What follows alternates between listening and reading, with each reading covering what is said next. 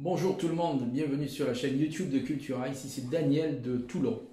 Aujourd'hui nous allons parler de tout ce qui est couleur d'accords, tension, apprendre à réagir, à aimer un accord, le détester. Il y a beaucoup de mystères dans la musique. Et aujourd'hui nous allons essayer de vous présenter plusieurs couleurs d'accords. Il faudra essayer de votre côté d'associer des sentiments à ces accords. C'est comme ça qu'on avancera en musique, surtout sur la musique qui nous fait plaisir, c'est-à-dire que la musique qu'on fait par plaisir. Quelquefois on prend la guitare, on fait 4 accords.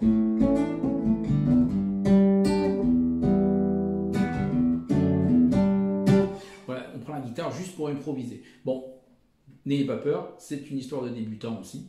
Donc je pense que vous avez tous jeté un œil sur les tutos de Eli ou d'Amérique au niveau de l'harmonisation de la gamme de Do majeur.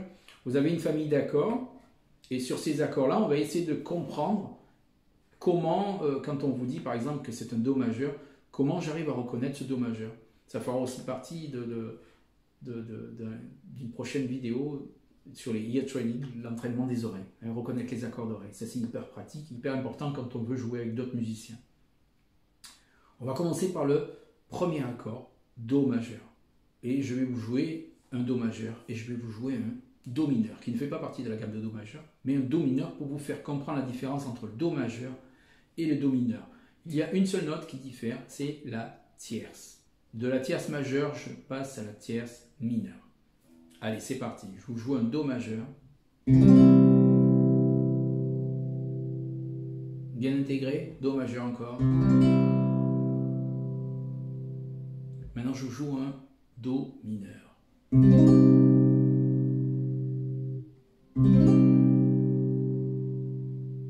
voyez, c'est cette différence qu'il va falloir intégrer pour comprendre la différence entre l'accord majeur et l'accord mineur. Je vais vous jouer maintenant un accord, le deuxième accord majeur dans la gamme, c'est un Fa. Je vais vous jouer l'accord de Fa majeur et l'accord de Fa mineur. Maintenant, je vous joue le Fa mineur. Maintenant, j'alterne rapidement pour bien vous faire écouter la différence, ça c'est important. Fa majeur, Fa mineur, Fa majeur, Fa mineur.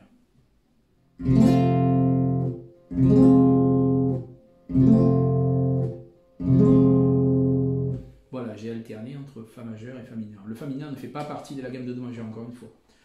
Maintenant, je vais vous jouer un Sol majeur et ensuite un Sol mineur. Le Sol majeur. Accord ouvert, Sol mineur, qui ne fait pas partie de la gamme de Do majeur. Maintenant j'alterne, Sol majeur, Sol mineur, Sol majeur, Sol mineur.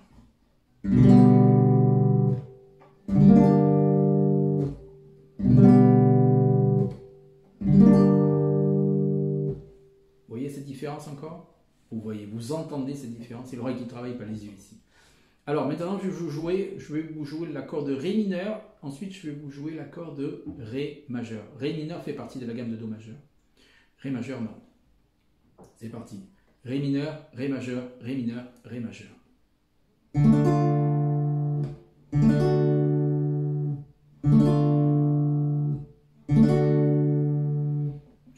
Je vais vous jouer un Mi. Mi majeur, Mi mineur. Mi majeur ne fait pas partie de la gamme de Do majeur.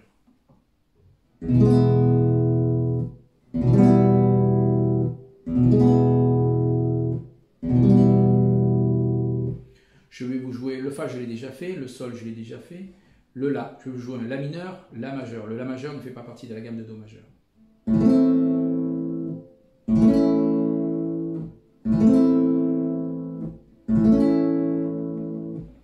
Je vais vous jouer maintenant un Si demi-diminué, très dur à écouter. Ou alors la version Sting. Et je vais vous jouer maintenant un Si mineur, Si majeur, Si demi-diminué, Si mineur, Si majeur, Si demi-diminué, Si mineur, Si majeur, Si demi-diminué, Si mineur, Si majeur, Si demi-diminué. tard, il faudra apprendre la différence, entendre la différence entre si demi diminué et si diminué. Vous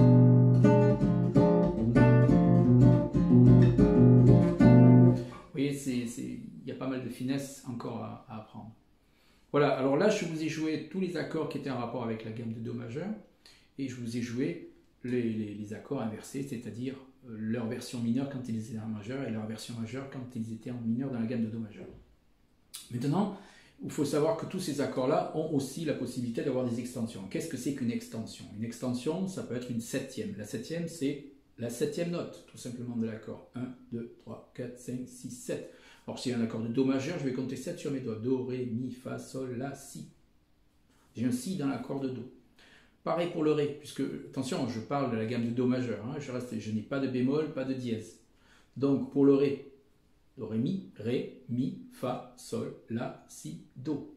Je vais avoir un Do dans l'accord de Ré. Pour le Mi, Fa, Sol, La, Si, Do, Ré. Un Ré dans l'accord de Mi. En fait, qu'est-ce que je fais? Je suis en train de compter 7, mais si je jetais un œil sur la note précédente, ça serait beaucoup plus facile. Donc, avant le Do, j'ai un Si, donc je vais avoir un Si dans l'accord de Do. Avant le Ré, j'ai un Do. Ok, je vais avoir un Do dans l'accord de Ré. Oui, c'est la septième, hein, puisque l'octave fait en sorte qu'on recommence en fait, à compter, à nommer les notes. Donc, automatiquement, maintenant, je vais vous laisser faire sur un Sol. Quelle est la septième? Un Fa. J'ai entendu quelqu'un là. Sur le La, quelle est la septième? Ok, vous avez compris comment ça marche. Sur le La, c'était un Sol. Donc maintenant, concrètement, ce que ça va donner. Je reste toujours pareil dans la gamme de Do majeur, donc je vais avoir mon Do majeur. Je vais jouer la septième. Donc il va falloir que je joue un Si dans un Do. J'ai mon Do. Et comme par hasard, ça c'est un Do aussi. Et là j'ai un Si. Donc je vais jouer mon Do avec un Si. Do majeur 7. Ok? Ré. Ré mineur. Mon Ré est ici aussi. Donc je vais jouer un Do. Ré mineur 7. Mi. Il va falloir que je joue dans mon Mi. J'entends. Un Ré. Le Ré, c'est là. Corde 4. Donc j'enlève l'annulaire. Et là j'ai mis mineur 7. Et je peux rajouter ce Ré là. Mi mineur 7. Donc Mi mineur. Mi mineur 7. Mon Fa. Je vais avoir Mi dans le Fa. Donc mon Fa est ici ou ici. C'est plus facile. En demi barré. Et je vais relâcher ce Fa là pour faire sonner le Mi. Fa majeur 7. Mon Sol. Sol 7. Mon La. La 7. Et le Si est un accord particulier, c'est un accord Si demi-diminué, il a une septième à l'intérieur. Même si je ne le joue pas, je joue mon septième. Voilà, là déjà je vais avoir toutes les septièmes de mes accords. Ensuite, je vais vous parler des tensions, ce qui se passe, qu'est-ce que c'est qu'une tension? Alors une tension, c'est tout simplement essayer de penser au corps, le tension. Quand j'ai une tension, c'est un muscle qui se tend. Donc si mon muscle se tend, c'est que je ne suis pas bien à l'aise. Et en fait, la musique agit un petit peu comme ça. Je vais vous mettre mal à l'aise. Ça choque, hein? C'est un accord de dièse 9. Il y a 2 tierces à l'intérieur, donc c'est un accord avec beaucoup de tension. Je vais vous mettre à l'aise avec un accord reposant, majeur 7. Je vais vous jouer quelque chose d'assez joyeux. 6-9. Je vais jouer quelque chose de nostalgique.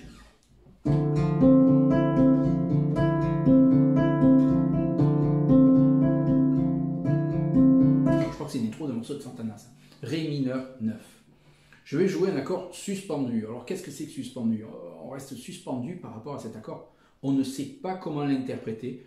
Plus on avance en théorie, plus on comprend ce qu'est un accord majeur et un accord mineur, mais là, on reste suspendu à l'accord puisqu'on ne sait pas si c'est majeur, si c'est mineur, tout simplement parce qu'il n'y a pas de tierce à l'intérieur.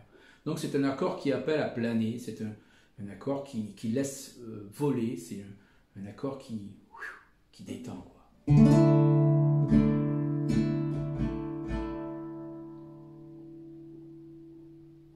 Je vais jouer un La aussi, le La suspendu.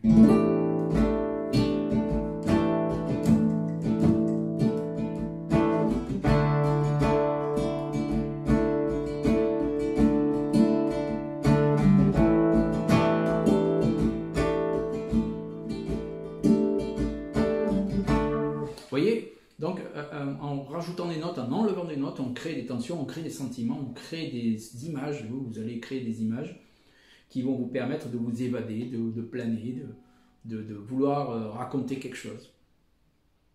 Ensuite, tout ça, attention, c'est pour les débutants, mais c'est aussi quelque chose qui concerne la composition. Donc n'hésitez pas à prendre votre guitare. Vous avez vos accords Do, Ré, Mi, Fa, Sol, La, Si. Donc majeur, mineur, mineur, majeur, majeur, mineur, demi diminué. Ces accords-là, vous allez les numéroter 1, 2, 3, 4, 5, 6, 7, pourquoi pas. Vous prenez une feuille de papier, vous marquez vos chiffres de 1 à 7 sur une mesure, vos chiffres de 1 à 7 sur la deuxième mesure, vos chiffres de 1 à 7 sur la troisième mesure, vos chiffres de 1 à 7 sur la quatrième mesure. Vous avez 4 accords que vous pouvez faire tourner en boucle. Alors, je vais vous donner des chiffres au hasard. Essayez le 3, le 5, le 1 et le 5. Je vais l'essayer avec vous. 3, le 5, le 1 et le 5. Un accord.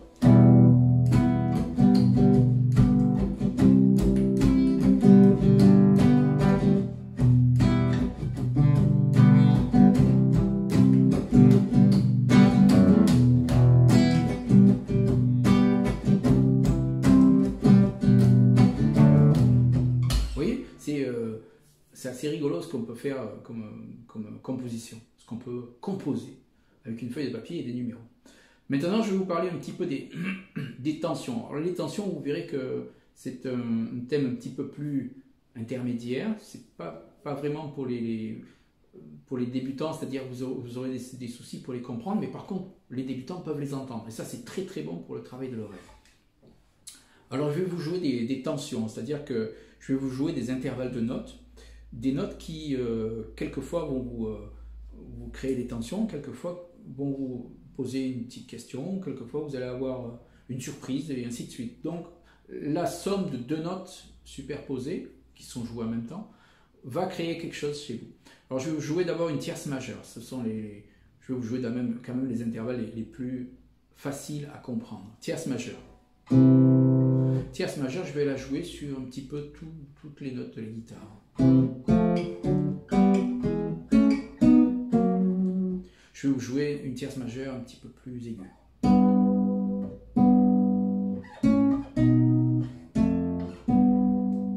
Maintenant, je vais vous jouer une tierce mineure. Tierce majeure, tierce mineure. Tierce majeure, tierce mineure.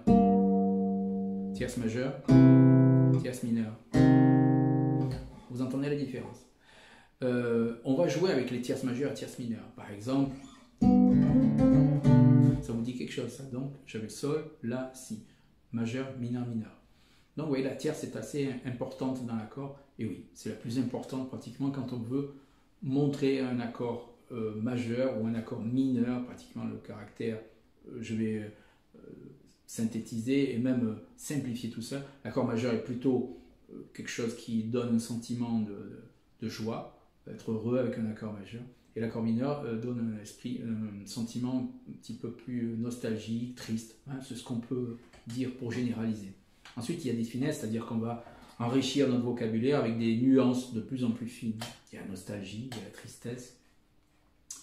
Maintenant, je vais vous jouer une carte. Alors, la carte est très particulière, vous allez entendre.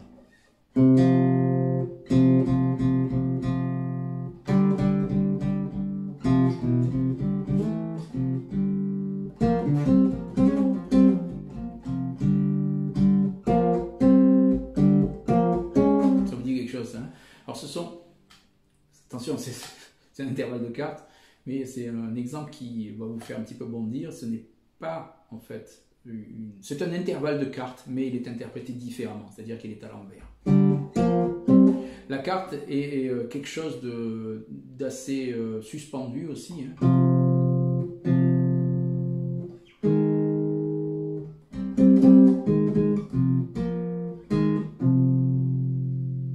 Oui, c'est un petit peu point d'interrogation. Pour moi, ça n'a pas de couleur particulière.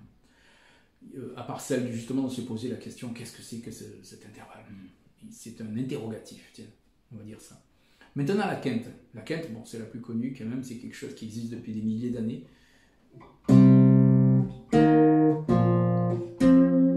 Alors pourquoi des milliers d'années? Je rembobine des milliers d'années parce qu'en fait l'harmonie a évolué au fil des siècles et au fil des millénaires. Au début, il n'y avait pas autant d'harmonie que maintenant. C'est-à-dire que les notes qui étaient supposées être jouées ensemble étaient beaucoup plus simples, c'est-à-dire les quartes et les quintes. La tierce est venue un petit peu plus tard.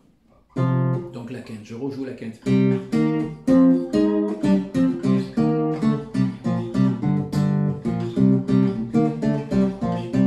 ça sonne un petit peu médiéval. Alors la quinte est hyper importante quand vous jouez la guitare électrique pour vous jouer pour faire sonner les power chords.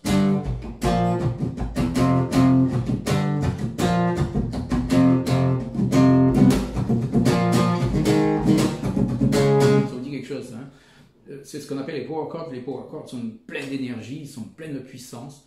Et en fait, c'est avec la quinte qu'on représente ça. Puis, il faut faire avec le visage. Vous voyez, c'est l'énergie.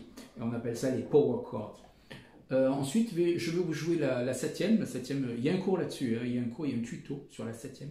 Je vais vous jouer la septième mineure.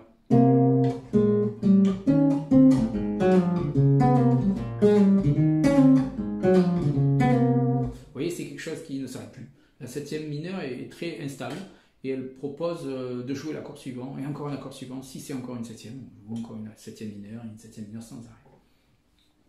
Ensuite, je vais vous jouer un accord avec un intervalle de septième majeure. La septième majeure, attention, c'est très tendu. Attention les oreilles.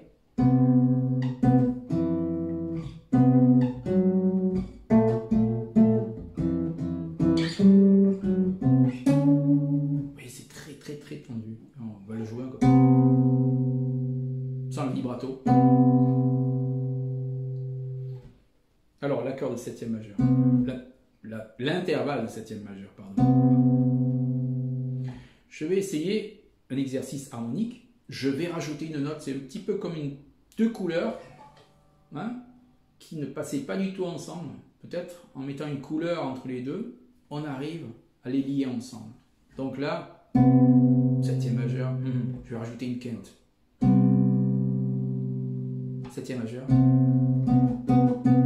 je vais rajouter une tierce. Ça marche, hein? Ça rétablit l'équilibre. Alors maintenant, physiquement, ça c'est un phénomène intéressant. Physiquement, quand j'ai une note, c'est une courbe. Une autre note superposée est une courbe superposée. Si ces deux notes ont la même longueur, aucune vibration, aucune variation. Si ces deux notes ont une longueur différente, elles créent en fait une tension. Et c'est là que ça commence à devenir intéressant. Toutes les notes que je vous ai montrées, les plus stables, parmi les plus stables, comme par exemple la quinte a aussi un demi-ton avant la quinte et un demi-ton après la quinte, deux notes qui sont la B5 et la dièse 5. Ces notes-là sont cruellement tendues. Je vais vous les jouer. Quinte stable, B5, quinte.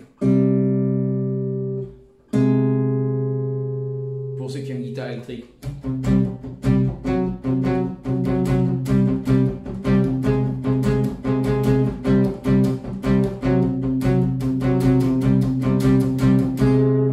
Vous voyez, c'est pour jouer avec la quinte. Collez-vous cette étiquette, ce son dans les oreilles et essayez de vous le ressortir quelquefois pour jouer avec ces intervalles de notes, de son, de quinte, de tierce majeure, de quarte, de septième, pour pouvoir composer, et même juste pour vous habituer à la sonorité. Ça vous aidera un max, croyez-moi, pour relever des morceaux, pour jouer des morceaux, et puis pour comprendre un accord quelquefois quand il sera écrit par votre prof. Je vais vous jouer un intervalle particulier. On va aller juste avant la septième, c'est la sixte. Allez, la sixte est là. Alors c'est un intervalle assez intéressant pour les bassistes. Voilà, on reconnaît la sixte comme ça. Maintenant sur un accord, sur un intervalle.